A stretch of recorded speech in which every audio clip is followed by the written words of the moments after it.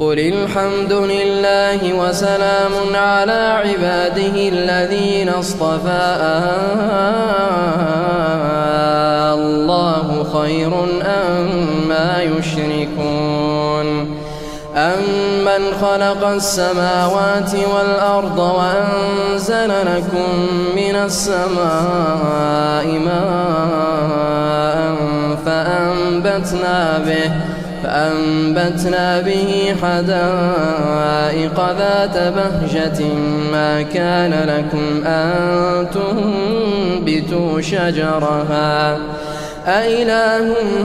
مع الله بل هم قوم يعدلون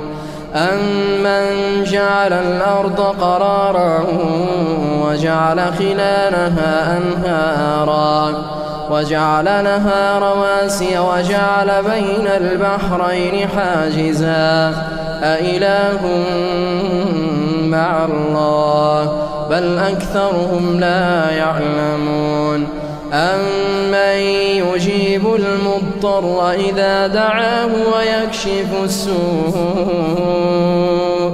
ويكشف السوء ويجعلكم خلفاء الأرض أإله مع الله قليلا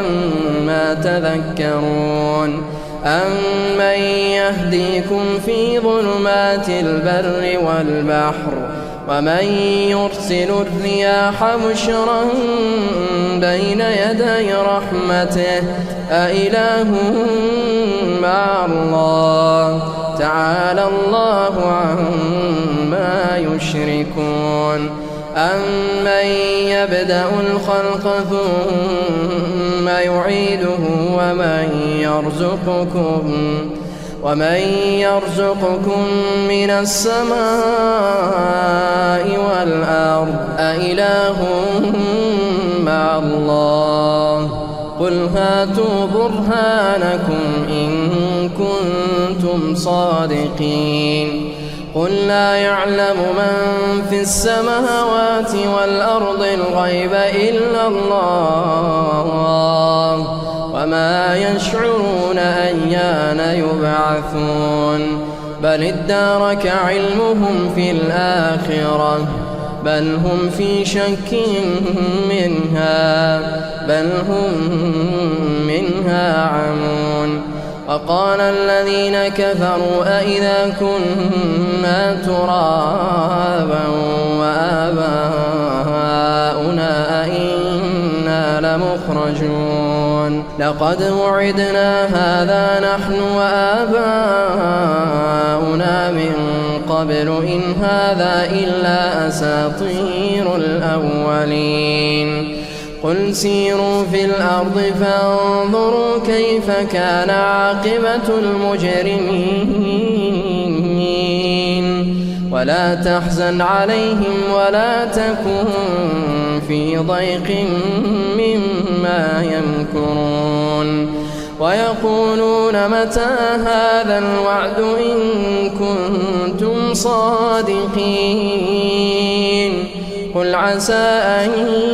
يكون ردف لكم بعض الذي تستعجلون وإن ربك لذو فضل على الناس ولكن أكثرهم لا يشكرون وإن ربك ليعلم ما تكن صدورهم وما يعلنون وما من غائبة في السماء والأرض إلا في كتاب مبين إن هذا القرآن يقص على بني إسرائيل أكثر الذي هم فيه يختلفون وإنه لهدى ورحمة للمؤمنين إن ربك يقضي بينهم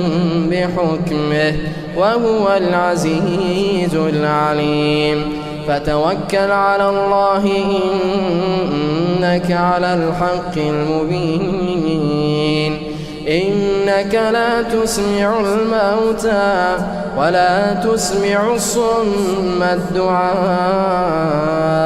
إذا ولوا مدبرين وما أنت بهاد العمي عن ضلالتهم إن تسمع إلا من يؤمن بآياتنا فهم مسلمون وإذا وقع القول عليهم أخرجنا لهم دابة من الأرض تكلمهم أن